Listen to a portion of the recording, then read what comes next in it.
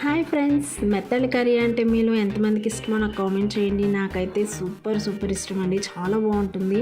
దీనికోసం మనం ఒక 2 స్పూన్లు ఆయిల్ అయితే వేసుకొని మెత్తళ్ళు వేసుకొని చిటికెడు పసుపు అయితే వేసుకొని నీట్గా వేయించుకొని పక్కకు తీసేసుకోవాలి. అదే ప్యాన్లో మనం కొంచెం జీలకర్ర, 2 పచ్చిమిర్చి ముక్కలు, అలాగే ఒక 2 ఆనియన్స్ వేసుకొని నీట్గా వేయించేసుకున్న తర్వాత ఇప్పుడు 2 టమాటాలు అయితే కట్ చేసుకొని చిటికెడు పసుపు, చిటికెడు అంటే సాల్ట్ వేసుకొని కలుపుకొని మూత అయితే పెట్టేసుకుందాము. చూడండి, మనకైతే టమాటాలు అయితే గుజ్జుగా ఉడికిపోయింది కదా.